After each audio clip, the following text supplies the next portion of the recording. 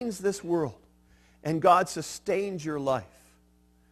You know, He is there every day. And at this Thanksgiving season, He is there every time. All through this past year, we have things to be thankful for.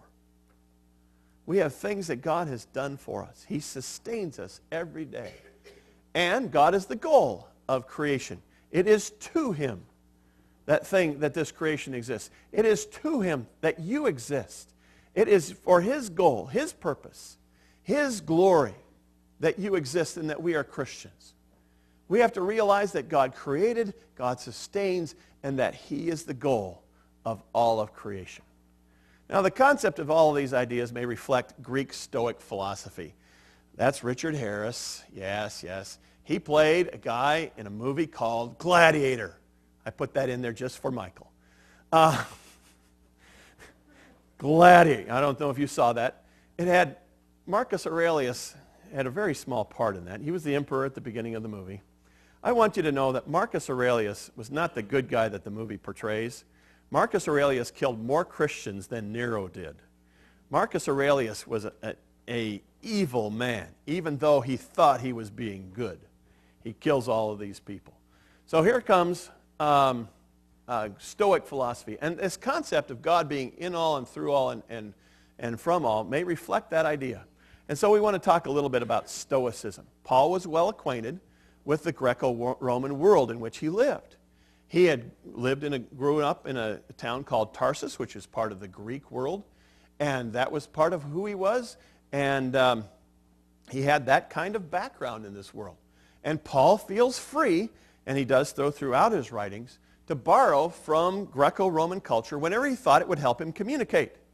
In the book of Titus, he insults all of the people from Crete by quoting one of their poets and saying that all Cretans are idiots. They're thieves, they're liars. You can't trust them. Well, he was using that to communicate. And he may be doing the same thing here. He felt free, and that's why I feel free to borrow from the internet all these wonderful little pictures, because if Paul can do it, I can do it too. Does that mean I approve of all of the sources? No. Did Paul approve of everything that the Stoics said? No. But he felt free to borrow from them. Now, Stoicism in the first century was preoccupied exclusively with ethics. They wanted to learn how to behave in this world. And that's why Marcus Aurelius thought that Christians were out to lunch and decided to kill them all. It was part of his ethical scheme. He thought they were not in line with nature. They had this supernatural viewpoint, and he thought that he could kill them. Marcus Aurelius said this, though, of God. From you are all things, in you are all things, and for you are all things. An amazing statement from a person who hated Christians. But this is what he taught. Now, Paul's phrase may be based on this teaching from Marcus Aurelius. We could be tempted to believe that. And if he does quote it, we shouldn't be upset. Paul understands that he can use the culture that surrounded him to communicate a point. Now, did he believe everything the Stoics said and did? No. Did he like all the things he said and did? No. But he used it to communicate. The Stoics said something about God that was true, understood within a biblical point of view. Philippians tells us that whatever is true, whatever is righteous, whatever is good report, whatever is beautiful, think on these things. He doesn't say whatever is Christian and beautiful, think on these things, or whatever is Christian and true, think on these things.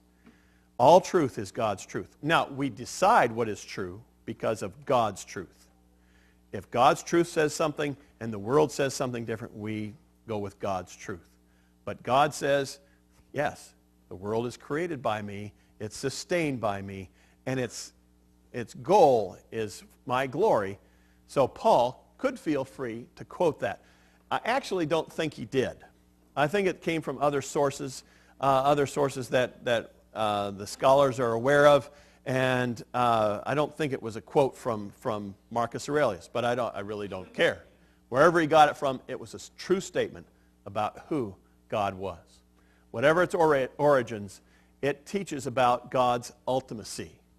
Now, I put up there the ultimate snow-moving lawn tractor.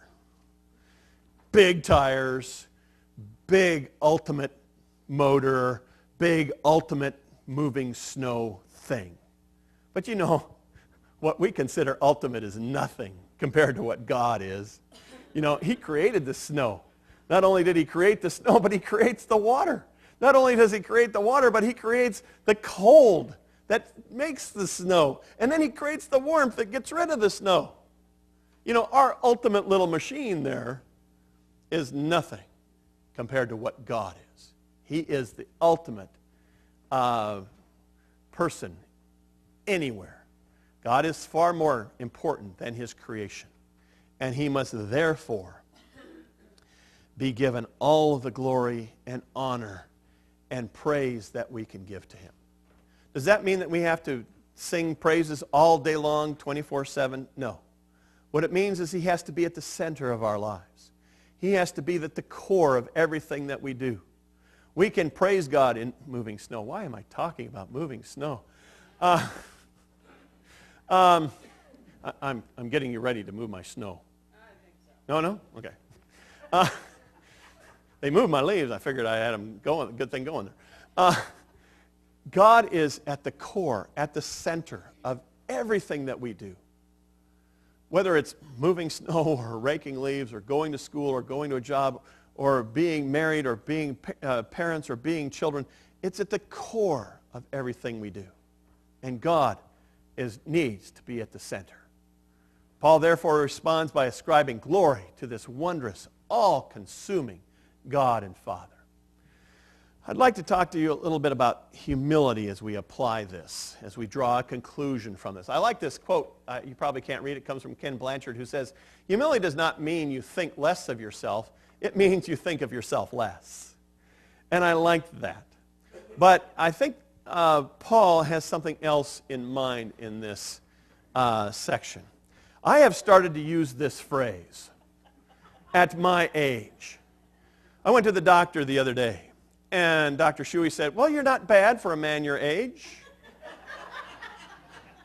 He sat there and listened to my heart for an inordinate amount of time. And he finally gets done and he says, Hugh, you have an extra heartbeat. And I'm going, is that bad? He says, well, it doesn't hurt much. And I found out that this explains my rhythm. You know, most people, but I go 1, 2, 3, 4, you know. Good excuse. I'm using this. At my age, I need all the excuses I can get. I like this one up here. At my age, you don't buy green bananas.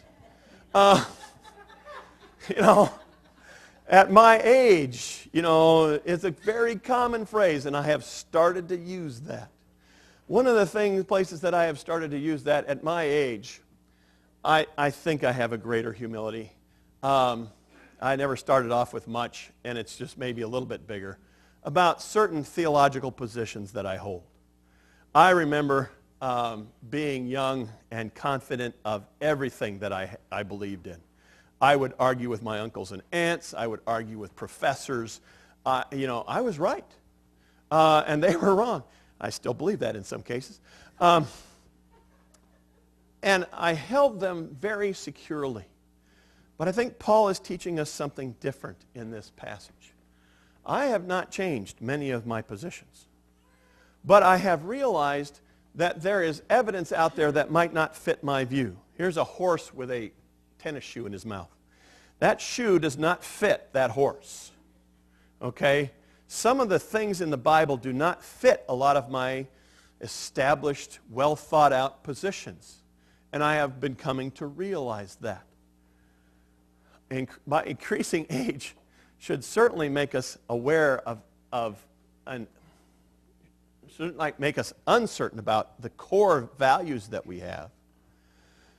We shouldn't become more wishy-washy, milquetoast, giving way to every wind of doctrine. That should certainly not happen. In fact, we should become more and more certain of what we believe at the core of our beliefs. I am as passionately committed today to the essence of the Christian faith, to truth, justice, and God's way, than I have ever been. But I have also come to realize that I don't know everything, and I think that I have started to have a little more humility when it comes to certain beliefs. Not all of my beliefs explain everything in the Bible. So what does this all have to do with Romans chapter 11? Paul reminds us